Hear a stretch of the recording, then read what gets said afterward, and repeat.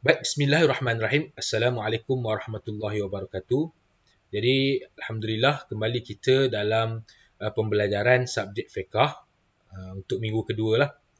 Jadi, insya-Allah pada hari ini adalah merupakan sambungan daripada minggu lepas berkaitan dengan tajuk yang pertama, iaitu berkaitan dengan at-taharah.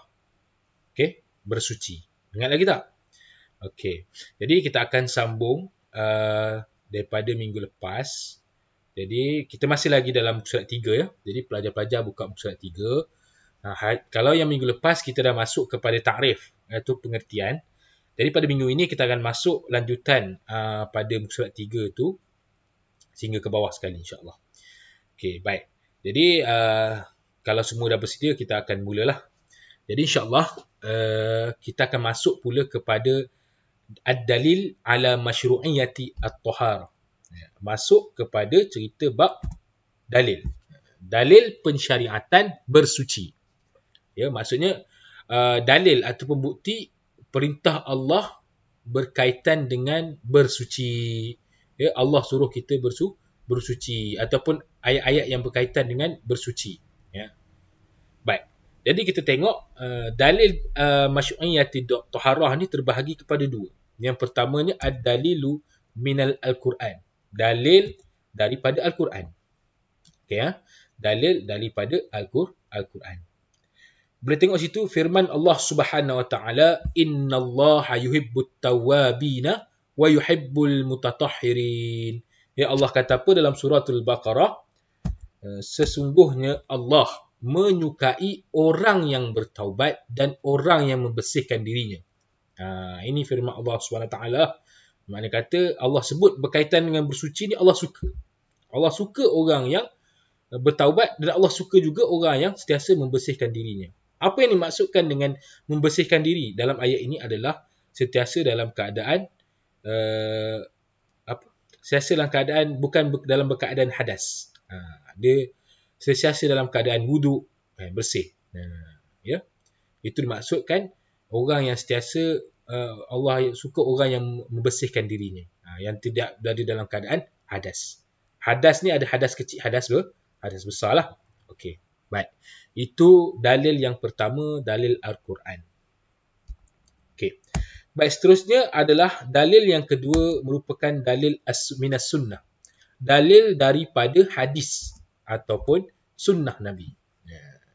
Itu dipanggil dalil minal sunnati. Dalil daripada hadis Nabi. Okey, kita tengok situ, baca sama-sama. An Aliyin radhiyallahu anhu, daripada Ali radhiyallahu anhu. Sekali lagi saya sebut, daripada Ali radhiyallahu anhu, qala, dia berkata. Ali berkata apa? Ali berkata, qala Rasulullah sallallahu alaihi wasallam. Rasulullah sallallahu alaihi wasallam bersabda, miftahus salati at-tuhur. Kunci kepada solat itu adalah bersuci. Maksudnya pembuka untuk solat tadi itu adalah bersuci. Ambil wuduk. Wa tahrimuha at-takbir. Kemudian yang mengharamkannya adalah takbir. Apa yang dimaksudkan mengharamkan tu tadi? Okey, bila kita solat, haram daripada buat perkara-perkara yang lain bila kita dah start takbiratul ihram. Sebab tu namanya takbiratul ihram. Okey, kita angkat Allahu Akbar, maka di situ perbuatan lain selain daripada solat adalah menjadi haram. Wa tahliluha at-taslim, dan yang membolehkannya nanti dengan salam. Selesai solat kita bagi Assalamualaikum warahmatullahi. Belah kanan tu yang merupakan salah satu daripada rukun solat. Selesai itu baru dipanggil tahliluha taslim. Rawahul Tirmizi. Ini maksud dia. Daripada Ali radhiyallahu anhu, dia berkata, salah ejaan ni bukan da'i, dia berkata Rasulullah sallallahu alaihi wasallam bersabda, kunci solat itu adalah bersuci dan yang mengharamkan dari perbuatan yang lain adalah takbir dan menghalalkannya adalah salam. Riwayat At-Tirmizi. Baik, ini adalah dalil. So dalil apa kita kena buat dengan dalil? Kena hafal. Ya, dalil-dalil ni kita kena hafal. Sebab kita dah belajar dalam objektif pembelajaran. Apa objektif pembelajaran kita adalah supaya dapat mengingati. dalil masyru'iyah at-taharah. So kena hafal dua dia. Tak dapat dua, satu pun paling kurang minima satu kena hafal. Baik. Selesai yang tu, kita masuk kepada hukmu taharah. Masih lagi dalam muka surat 3, cuma kita masuk berkaitan dengan hukmu taharah. Okey, hukum bersuci. Bersuci ni ada hukum dia. So kita tengok. Apa itu hukum bersuci? Baik, dia kata tanqasamut taharatu ila qismain. Terbahagi bersuci kepada dua bahagian. Ada pembahagian ya. Yang tadi pun ada dua, dalil ada dua, yang ni pun hukum ni pun ada dua. Dua keadaan, dua perkara hukum dia. Okey. Baik, kita tengok satu per satu. Baik, yang pertama adalah at-taharatu bi raf'il hadas. Apa itu? Bersuci dengan mengangkat hadas. Keadaan pertama adalah bila kita berhadas. Berhadas kecil itu, lepas buang air kecil, buang air besar, kita adalah keadaan hadas kecil. So kita kena bersuci. Ya. Bila keadaan hadas, bersuci dengan mengangkat hadas ni, apa hukum dia? Okay, tengok. Yang saya gariskan, dia ada dua hukum. Dua hukum, bab ni dua hukum. Okey. Yang pertama, hukum yang pertama, nanti korang kena ceraikan dua hukum ni, korang buat dalam bentuk point tau. Nanti dalam kerja saya suruh nota tu. Okey, yang pertama, qad takuna wajibatan kal wudu'i lis-salati wat-tawafi. Saya ulang balik. Qad takunu wajibatan. Menjadi wajib. Qad takunu wajibatan ni menjadi wajib. Bila yang pertama, hukum pertama adalah wajib. Bila kita berhadas ni, kita wajib bersuci kal wudu'i lis-salati wat-tawafi. Apa maksud dia? Kita tengok, menjadi wajib seperti berwuduk untuk solat dan tawaf. Perbuatan ni, bila kita nak solat dan tawaf je, maka kita dalam keadaan hadas tadi, kita wajib bersuci. Itu hukum pertama. Okay. Kemudian hukum yang kedua, waqad takunu mandubatan kal wudu'i li zikrillahi ta'ala wan naum. Ya. Saya ulang balik, waqad takunu mandubah. Ianya menjadi sunat. Mandubah sunat, ya. Ianya menjadi sunat. Bila kal wudu'i li zikrillahi wan naum.